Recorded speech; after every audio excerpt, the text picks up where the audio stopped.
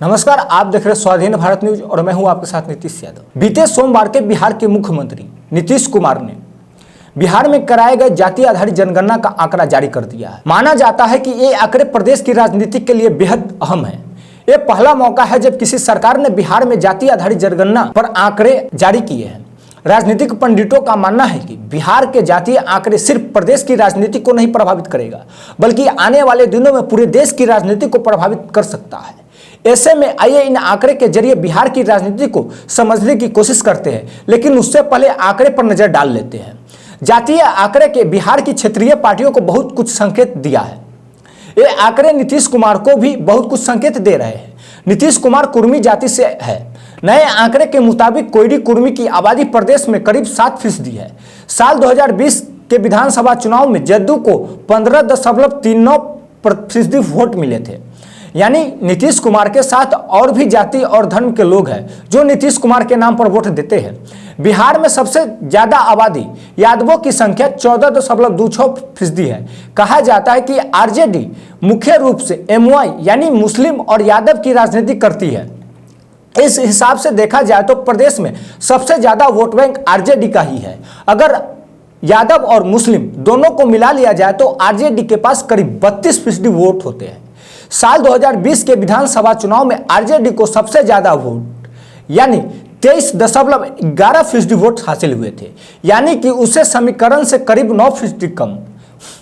अगर हम एक साधारण गणित लगाएं, जैसे कि माना जाता है कि आरजेडी को मुस्लिम और यादव और जदयू को कोयडी कुर्मी राजपूत और मुस्लिम वोट देते हैं, इस हिसाब से इनका आंकड़ा 42.14% होता है। वैसे ही मुकेश सहनी मल्लाह जाति से आते हैं, जिसकी आबादी 2.6% है। जीतन राम मांझी मुसहर जाति से आते हैं, जिसकी आबादी 3% है। दुसाध जाति से आने वाले चिराग पासवान और पशुपति पारस की आबादी 5% है। राजनीतिक पंडितों का मानना है कि आरजेडी जदयू ने जाति आधारित आंकड़े जारी करके बड़ा दांव खेल दिए हैं। इस दांव से बीजेपी के हिंदू मुस्लिम की राजनीति को बड़ा झटका लगेगा। इतना ही नहीं, इन आंकड़ों के जरिए आरजेडी जदयू अन्य पिछड़ी जातियों और SC ST को भी अपने पाले में करने की कोशिश करेगी।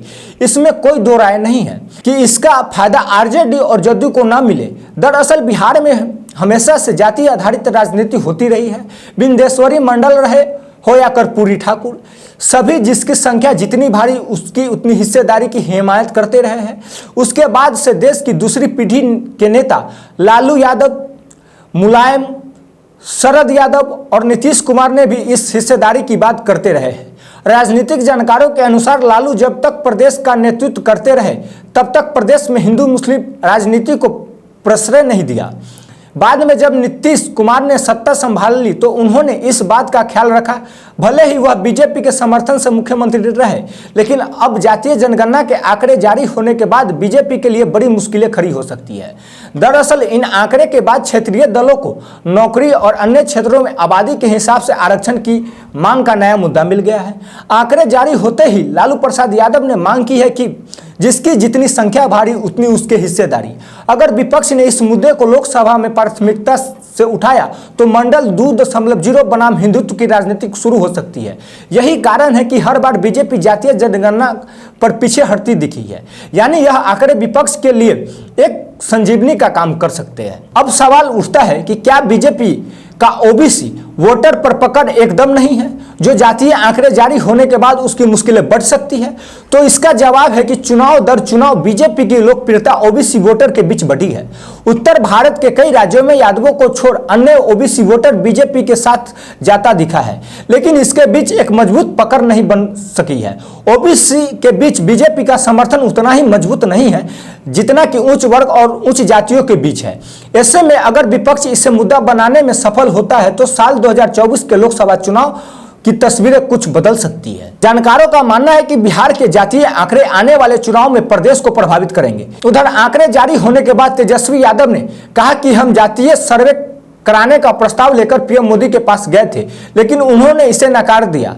तो हम लोगों को बिहार में कराने का निर्णय लिया कि बिहार के उप मुख्यमंत्री तेजस्वी यादव ने कहा कि हम जातीय सर्वे कराने का प्रस्ताव लेकर पीएम के पास गए थे, लेकिन उन्होंने इसे नकार दिया। तो हम लोगों ने बिहार में जातीय जनगणना कराने का निर्णय लिया। कांग्रेस नेता राहुल गांधी खुद जिसकी जितनी भागीदारी उतनी उसके हिस्सेदारी का नारा बुलंद किए हुए हैं। महिला आरक्षण में ओबीसी के हिस्सेदारी नहीं दिए जाने पर राहुल गांधी ने यह ऐलान किया था कि अगर केंद्र में कांग्रेस की सरकार आती है तो वो ओबीसी महिलाओं को आरक्षण देने का काम करेंगे। सोनिया गांधी ने संसद में खुद ओबीसी महिलाओं को आरक्षण देने की वकालत भी की थी। आरक्षण पर सवाल उठाने वाला आरएसएस भी अब आरक्षण पर नरम रुख अपनाए हुए है। पिछले दिनों एक कार्यक्रम के दौरान मोहन भागवत ने एससी और एसटी और ओबीसी के लिए आरक्षण जारी रखने का समर्थन किया है। उन्होंने कहा था जब तक समाज में भेदभाव है आरक्षण भी बरकरार होनी चाहिए। संविधान समस्त जितना आरक्षण है उसका संघ के लोग समर्थन करते हैं। ऐसे में यह कहना अनुचित नहीं होगा कि बिहार में जदयू आरजेडी ने जातीय आधारित आंकड़े जारी कर एक बार फिर से देश की राजनीति को हिंदू मुस्लिम से अलग रुख दे दिया है, जो बीजेपी को एक नई रणनीति बनाने पर मजबूर करेगा। ऐसे में यह कहना अनुचित नहीं होगा कि बिहार में जदयू आरजेडी ने जातीय आधारित आंकड़े जारी कर एक बार फिर से देश की राजनीति को हिंदू मुस्लिम से अलग रुख दे दिया है, जो बीजेपी को एक नई रणनीति बनाने पर मजबूर करेगी। तो आज के लिए इतना ही, मिलते हैं और भी बड़ी खबरों के साथ। यदि आप हमारे इस वीडियो को YouTube के माध्यम से देख रहे हैं तो आप हमारे YouTube चैनल स्वाधीन भारत न्यूज को लाइक, शेयर, सब्सक्राइब एवं कमेंट करना ना भूलें। यदि आप हमारे इस वीडियो को Facebook के माध्यम से देख रहे हैं तो आप हमारे Facebook पेज स्वाधीन भारत न्यूज को लाइक, फॉलो, शेयर एवं कमेंट करना ना भूलें। धन्यवाद।